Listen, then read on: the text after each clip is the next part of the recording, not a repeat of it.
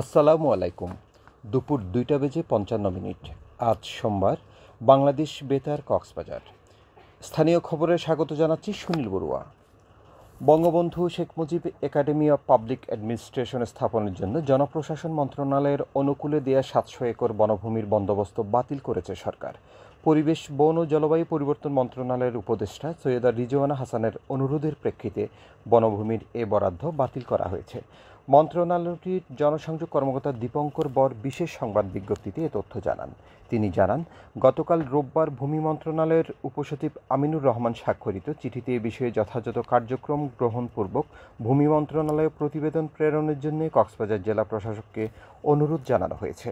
এতে বলা হয়, সদর উপজেলার ঝিলংজা মৌজার BS ১ নম্বর খতিয়ানভুক্ত পাহাড় শ্রেণীর ৪০০ একর ও ছড়া শ্রেণীর ৩০০ একর মোট ৭০০ একর জমি রক্ষিত বনের গেজেটভুক্ত হওয়ায় ভূমি বন্দোবস্ত বাতিল করা হয়েছে। নিষেধাজ্ঞা শেষে ৩ নভেম্বর মধ্যরাতের পর সাগরে নামা জেলেরা ট্রলার ভর্তি মাছ নিয়ে ঘাটে ফিরতে শুরু করেছেন। ৩-৪ দিন ধরে নানা প্রজাতির সামুদ্রিক মাছ ধরা পড়লেও রূপালী ইলিশের দেখা এখনও তেমন মেলেনি। সংশ্লিষ্টরা জানান, ইলিশ ধরার বড় ও মাঝারি ট্রলারগুলো ফিরতে আরও অন্তত ২-৩ দিন সময় লাগতে পারে। মৎস্য ব্যবসায়ী ও ট্রলার মালিকরা জানিয়েছেন, কক্সবাজার সমুদ্র উপকূলের বিভিন্ন ঘাটে আসা ট্রলারে পাঁচমিশালি মাছের আধিক্য বেশি। এসব ট্রলারে লাল পোপা, কালো পোপা, মাইট্টা, চামিলা, রূপচাঁদা, টেকচাঁদা, কালো চাঁদা সহ বিভিন্ন প্রজাতির সামুদ্রিক মাছ ধরা পড়ছে। তবে কিছু কিছু ট্রলারে কয়েকটি করে ইলিশ মাছও আসছে। কক্সবাজার শহরের ৬ নম্বর ফিশারি ঘাটে গিয়ে দেখা যায়, দীর্ঘদিন পর এই ঘাটে প্রাণ চাঞ্চল্য ফিরেছে। মৎস্য বিতরণ কেন্দ্রের এই ঘাট থেকে দেশের বিভিন্ন স্থানে ট্রাক ভর্তি মাছ নিয়ে যাচ্ছেন ব্যবসায়ীরা। বাংলাদেশ মৎস্য গবেষণা ইনস্টিটিউট কক্সবাজার সামুদ্রিক মৎস্য প্রযুক্তি কেন্দ্রের মুখ্য বৈজ্ঞানিক কর্মকর্তা ডক্টর শফিকুর রহমান বলেন, সামুদ্রিক মাছের প্রজনন সময়ে মাছ ধরায় ৬৫ ও ২২ দিনের নিষেধাজ্ঞা শেষে মেনে চলায় এর সুফল ভোগ করতে পারছেন জেলে ও ট্রলার মালিকেরা। তিনি আরও বলেন, সাগরে এখন ইলিশ ও অন্যান্য মাছ আকারে যেমন বড় হচ্ছে, তেমনি উৎপাদনও বাড়ছে। কক্সবাজার শহরে হোটেল, রেস্তোরাঁ অস্বাস্থ্যকর পরিবেশে খাবার তৈরি, নিত্য প্রয়োজনীয় পণ্যের বাজার স্থিতিশীল রাখতে অভিযান পরিচালনা করেছে জাতীয় ভোক্তা অধিকার সংরক্ষণ অধিদপ্তর।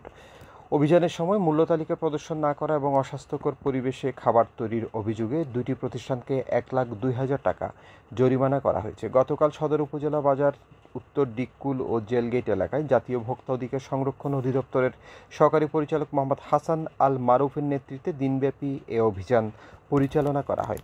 এ সময় নিরাপদ খাদ্য কর্মকর্তা মোহাম্মদ নাজমুল ইসলাম, পৌরসভা স্যানিটারি ইন্সপেক্টর আব্দুর রহিম সহ সংশ্লিষ্টরা উপস্থিত ছিলেন।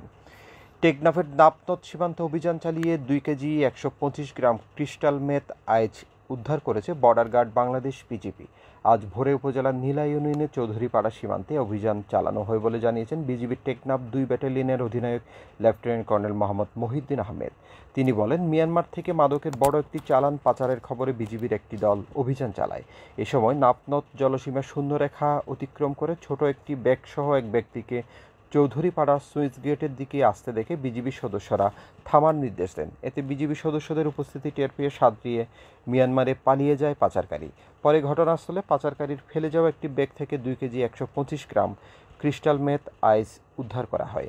উদ্ধার করা মাদকগুলো বিজিবির ব্যাটালিয়ন সদর দপ্তরে মজুদ রাখা হয়েছে বলে জানান বিজিবির এই কর্মকর্তা।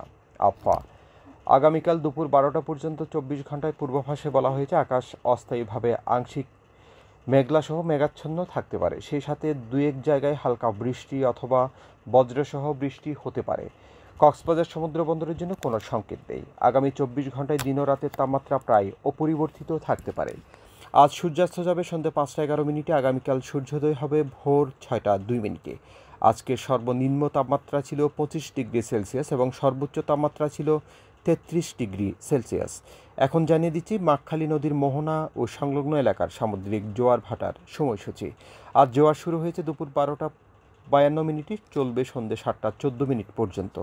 ভাটা শুরু হবে সন্ধ্যে ৭টা ১৪ মিনিটে, চলবে রাত ১টা ২১ মিনিট পর্যন্ত। পুনরায় জোয়ার শুরু হবে রাত ১টা ২১ মিনিটে, চলবে আগামীকাল সকাল ৭টা ১৭ মিনিট পর্যন্ত। সবশেষে পর্যটক বার্তা। পর্যটন নগরী কক্সবাজারে আগত ভ্রমণ পিয়াসুদের সাগরে পানিতে নামার পূর্বে সাবধানতা অবলম্বন করার জন্য অনুরোধ করা হচ্ছে। যারা সাঁতারে দক্ষ নন তাদের পানিতে বেশি দূর যাওয়া উচিত নয়। ভাটার সময় স্রোতের সাগরমুখী টান প্রবল হওয়ায় সাগরের গভীরে ভেসে যাওয়া এমনকি প্রাণহানির আশঙ্কা থাকে।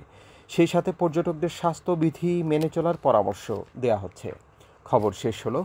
আমাদের পরবর্তী খবর প্রচারিত হবে আগামীকাল সকাল ৯টা বেজে ২৫ মিনিটে।